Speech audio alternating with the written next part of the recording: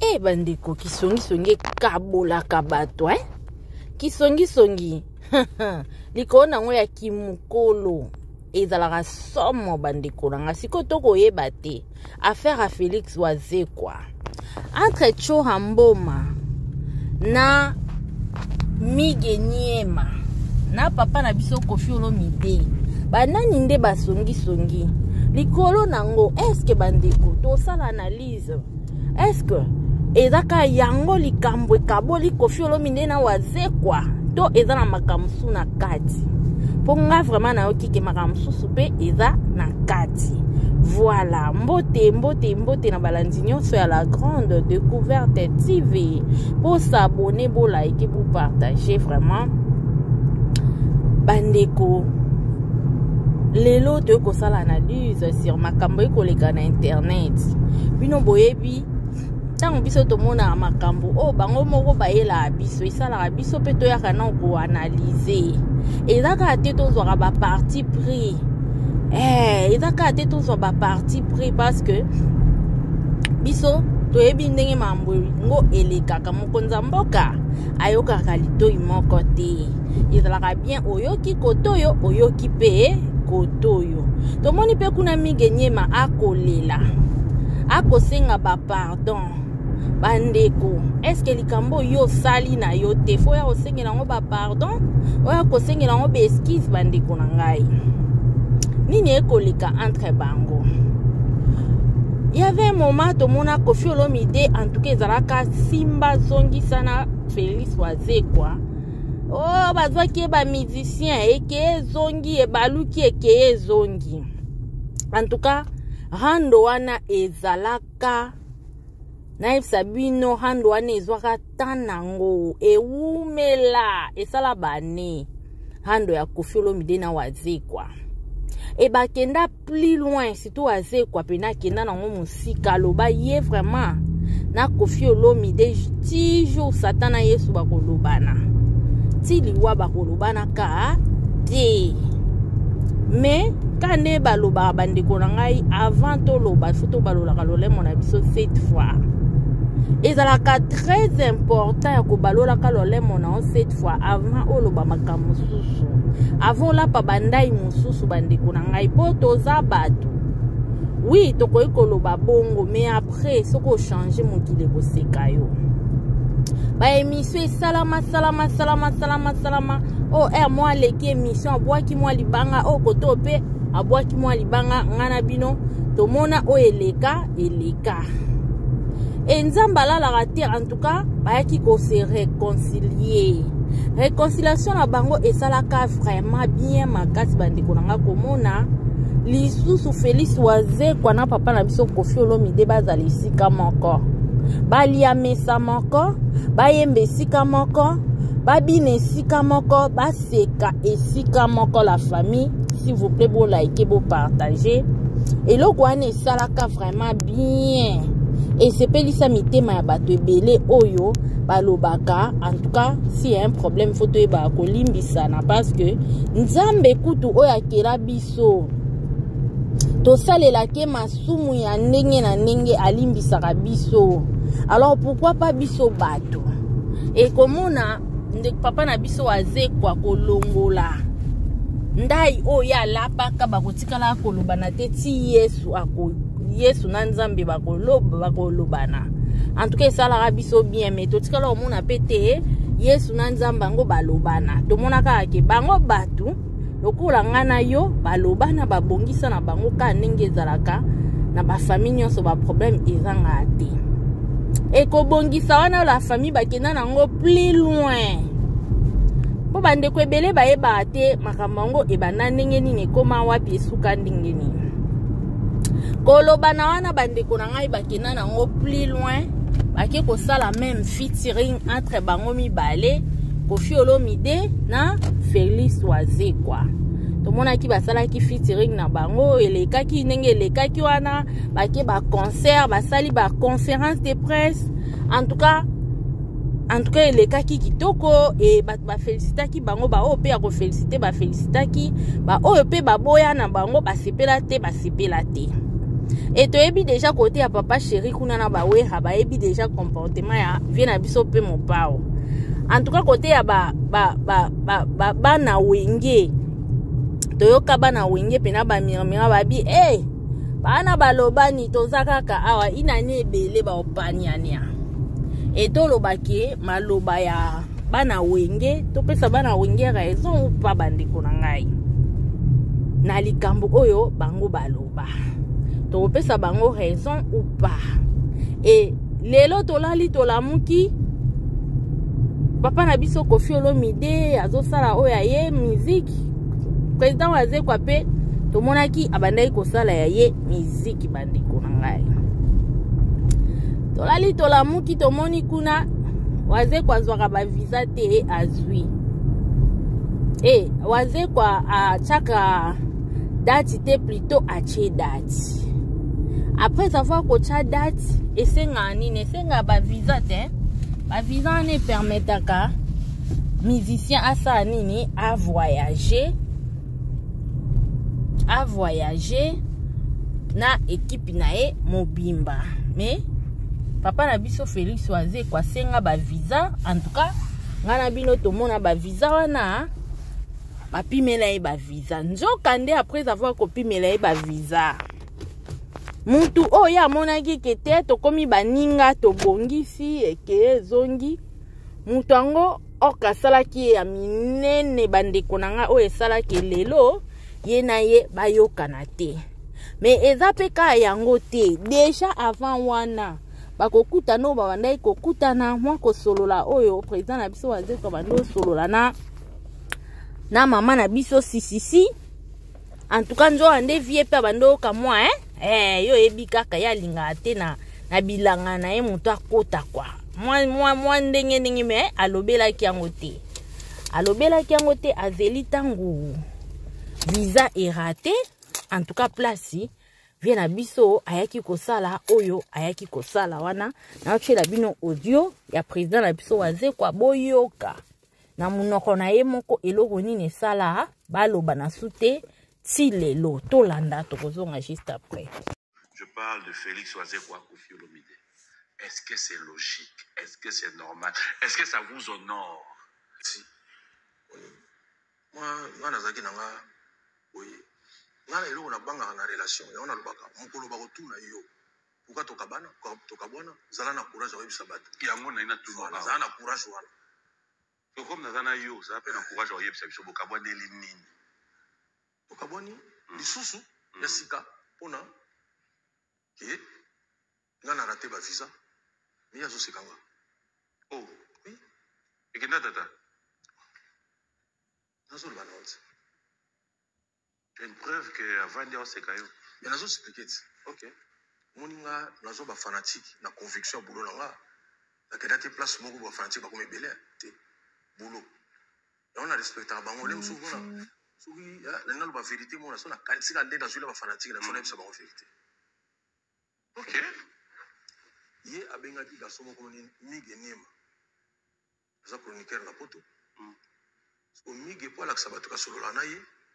Malchance a fondé le portable basola na bango mais aki prévu basola peli kama bete mbala moko on a raté visa azui bona nzoka siko malchance nini maître Tsura Mboma azalaki wana ayaki pe posa l'émission na mingi dima donc azola ndasiko conversation on a ati concerne le 14 à Gims pa beta na date wana kale sakaka zomo taba mu wana vous comprenez. Donc, et ça limite à mettre ma passe. Le président n'a pas la l'émission, mais avant ça, la fois, il va réalité. Keba na mtu na wana. Keba. Dans tout vivre réalité, mon gars. Yo, je vis visa, t'es effacé. Abi, président, faut pas se faire. On se cause là. Vous avez faire la champagne. Tant qu'on doit mettre le champagne, peut-être foufou bien la biwa. Donc ça dit pendant que mettre la bien. On dirait fait tout ça. Peut-être ça qui n'ont pas pour la camona, mais est-il qu'il y a ça na bonne humeur pour annoncer malheur à mon niveau. On a baki bon ceux qui ndenge wana au lieu de kasu ndenge zalaka on a baki même ceux qui promet zali on a vu que tout bon ça n'a pas. Mais après ça est-ce que quand il y a eu information tu as pris quand même le temps au benga épée parce que vous sont là mais comment tu peux prendre une décision ça va yoka peut-être il est pas dans le contexte Mais peut-être il y a une explication, on peut ça au contexte, peut-être il y a d'autres sur la paix Makamoussou. Ah, avec cette explication, c'est comme ma visa. Ça, c'est une explication. Bon, excusez-moi, je l'ai dit très haut, je parle de Félix Wazekwa Koffi Olomide. Voilà la famille Boyoki. Alobi mukolo barotu na yo. Pourquoi bokabwana na ndeko wana fo uzala pe na courage ya koloba. Tomoni papa na biso Wazekwa ye aye na ekoloba eloko nini ekaboli bango. Mais vu que mutu soka alobi likambo tokoki koyoka litoi moko te. Toyebi ke Koffi pa lingaka babite, toyebi ke ye pe akoya. Mais pour le moment toko sala analyse sur juste papa na biso Wazekwa oya lobi. Alobi Koffi Olomide aseka ye tango ya zwaki visa te tango bapimenaki ba visa. Or musique eza vie na ye, musique eza musala na ye alielaka. Asufaka pona musala wana. Alors komona muto bazalaka na ye bien. O basbongisa, o bazasu na problème te. Azwa telefone na ye kobenga muto aza musika na France mige niema. Kobanda kochola ye na phone. Ke omoni azi visa te. Akanisa ki obeta. Likona ngwa ke cha date jour moko le 14 na Maître Gims. Maître Gims akolia ye. Déjà ko sa lelo kwa bongo. Eza kwa muninga azwi problème. To akuta ye na pasi moko boye ozo seka ye. Ole okende kopese makasi. Ole okende kopese ba courage.